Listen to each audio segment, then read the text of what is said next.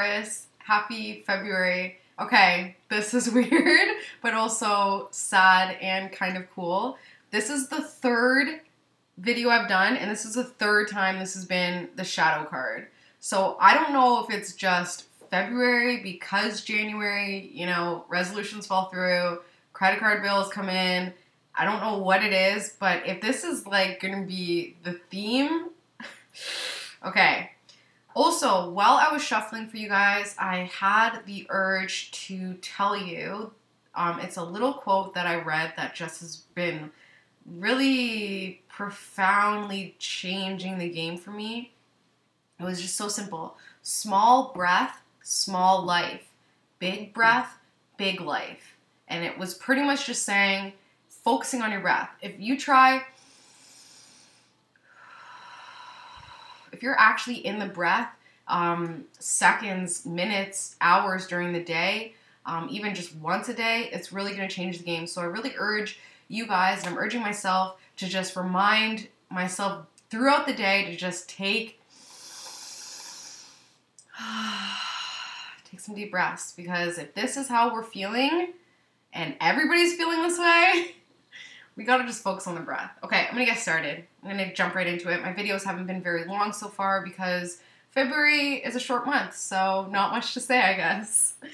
Firstly, I should say thank you so much for all the comments, the likes, the subscriptions, and the shares. Really appreciate it. You guys are amazing. So, I'm gonna start. So, our situation right now for February is recognizing that we have the power. We are number one. You know, I have some Tauruses in my life that focus way too much on other people, especially over the holidays, and not honoring themselves enough, okay? So this is all about number one. You know, you can't pour from an empty cup.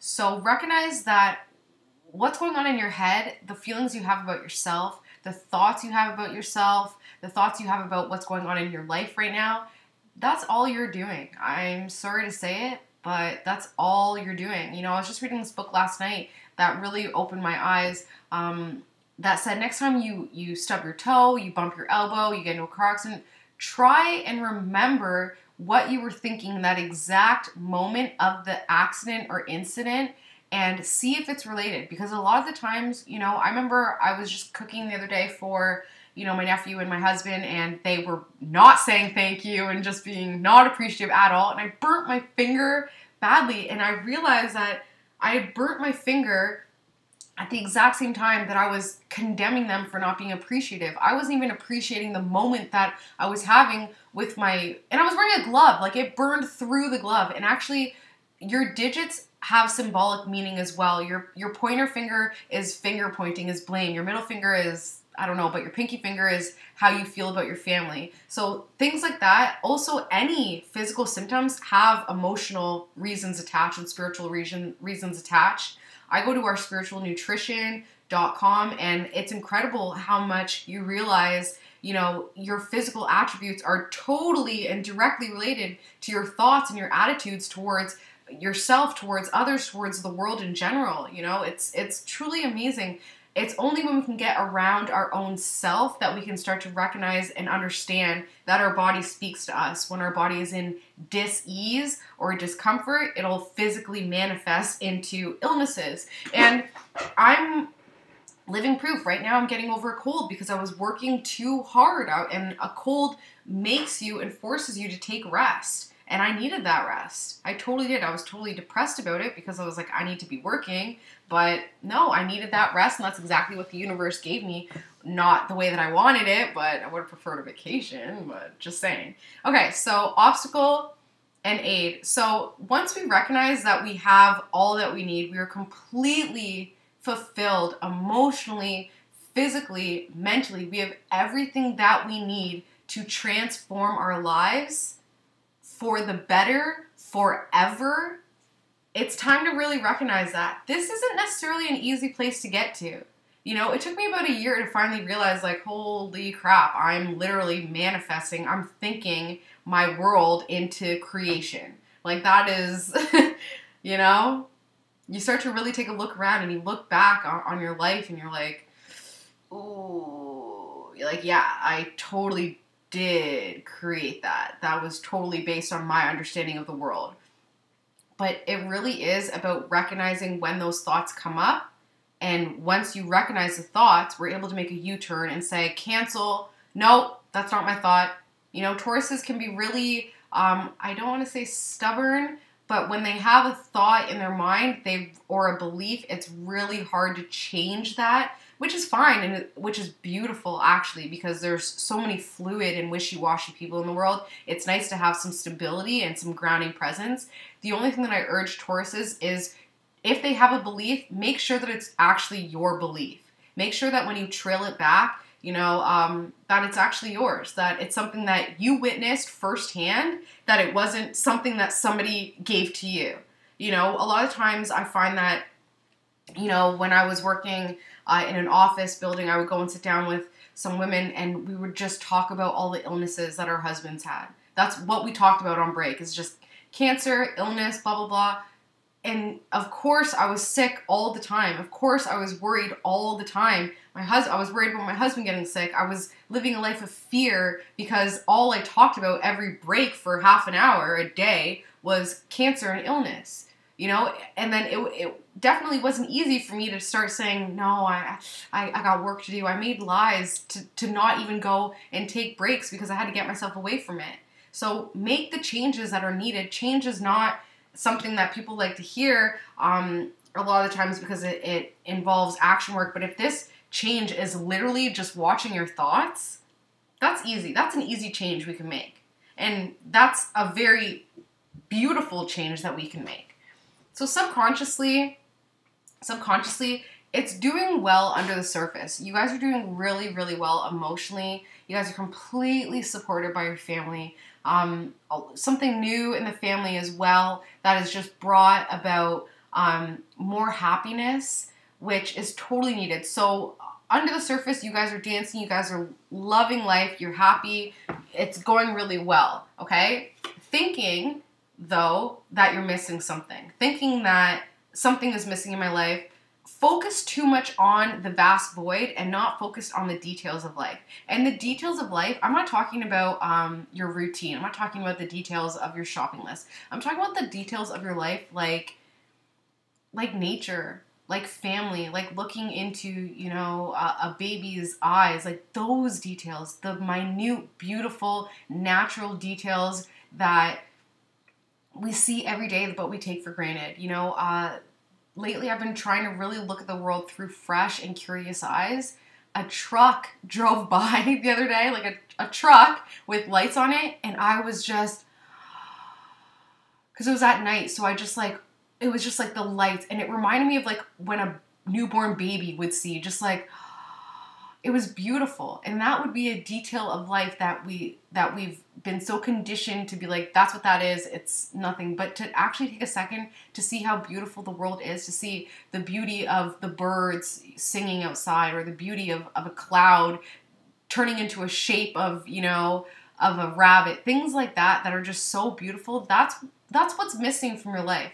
Beauty, romance, creation, imagination, childlike wonder. That's what's missing. You have everything else you need, but it's really time to change once again that perspective around, okay? Especially when it comes to home and family, because that's where we're getting a lot of our happiness from, is from those close to us. We're all absolutely connected.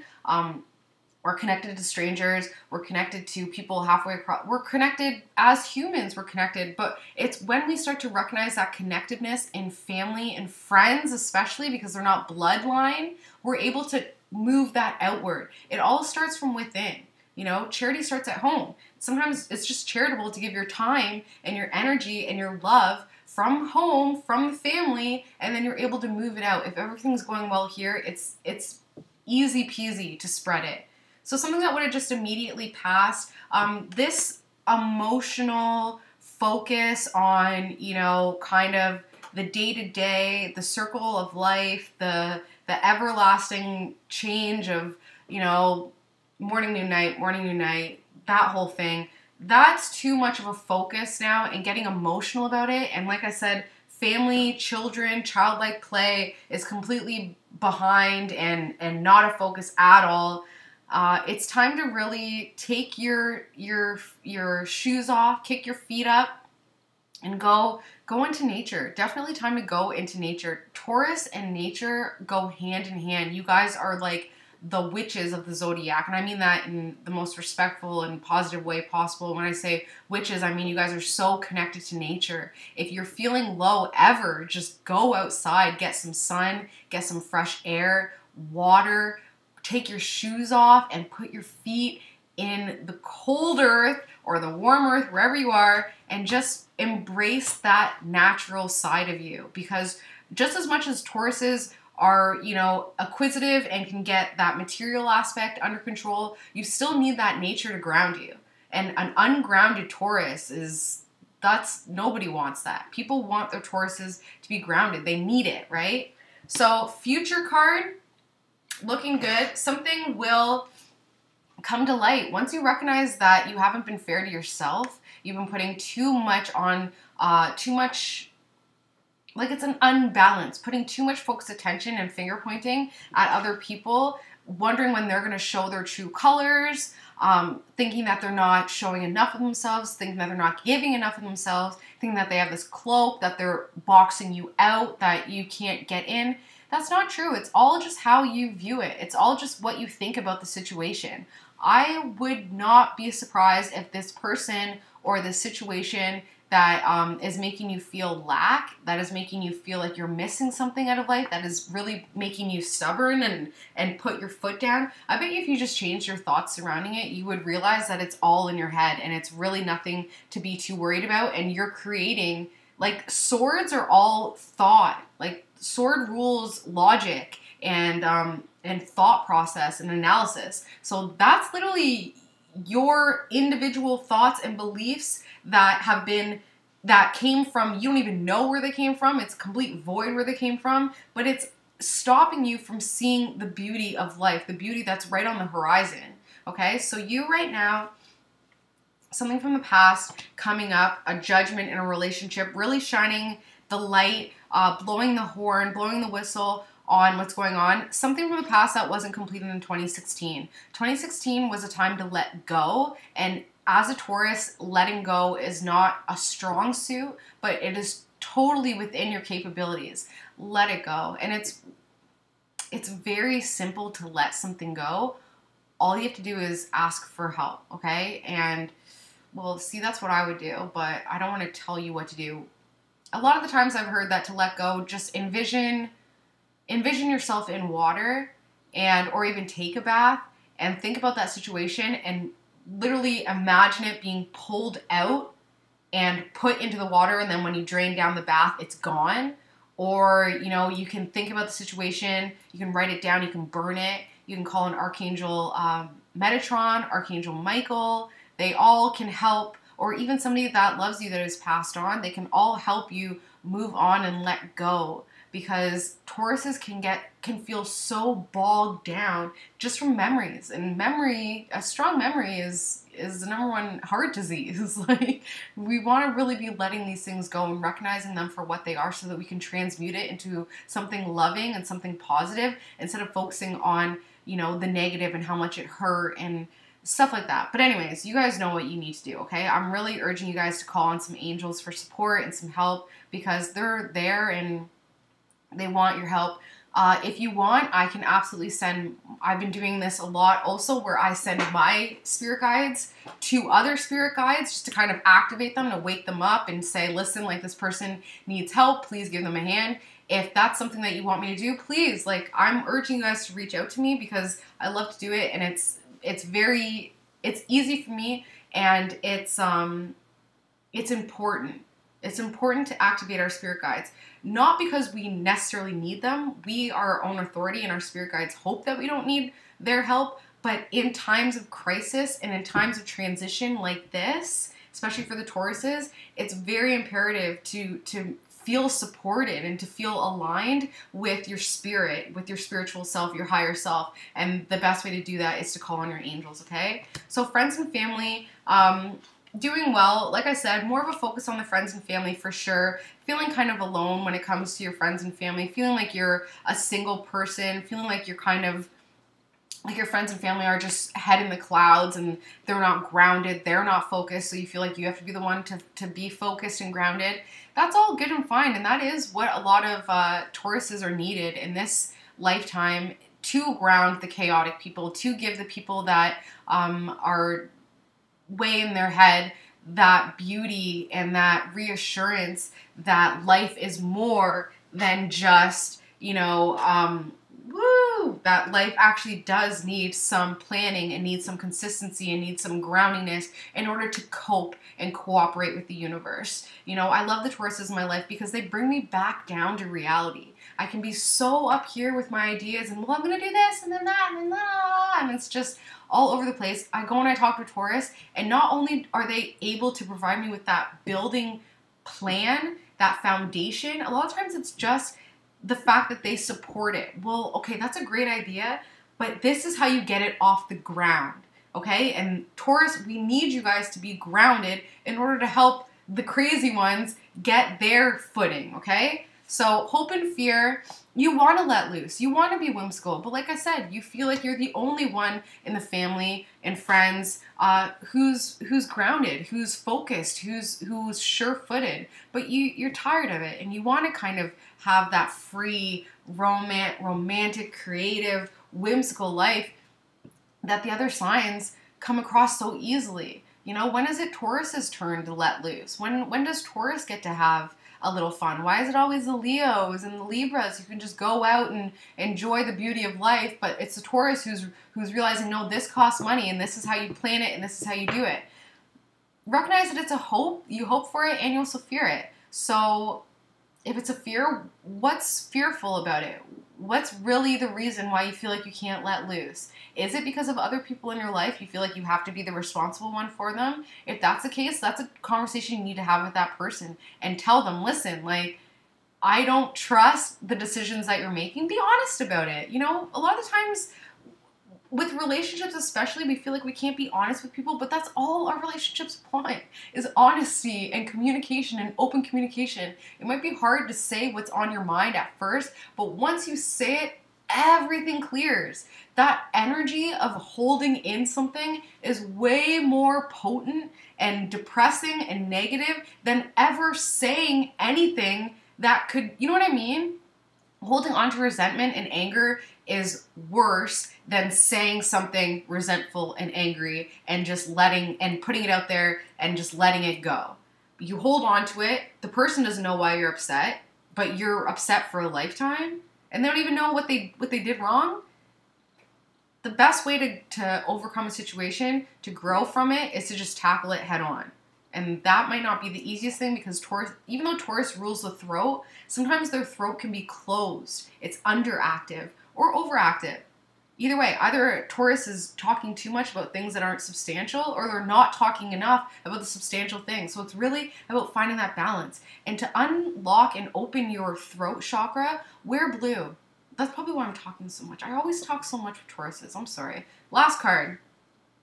Time to have some fun. Once you start to celebrate, get your positivity back up, you'll recognize that that was what was missing in your life, that free funness. And then you'll start to feel balanced again. Life will start to seem fair again. So have fun this February, Taurus. It's time to let go. Like, I'm trying to get my Taurus mother-in-law to go to New York and just have a good time because Tauruses need to let loose, need to have some fun. That might not be the case for all of you. Could be, you know, just some of the Tauruses, some of the moon in Tauruses, some of the Taurus rising signs. All I'm feeling is that it's time to have some fun because that is what's missing, especially at home. Have fun at home. It's really stagnant there. Time to either bring in a karaoke machine or just do something fun, okay? I hope you guys have an amazing month. Have a great February, and I will see you in March. Bye, Tauruses. Bye.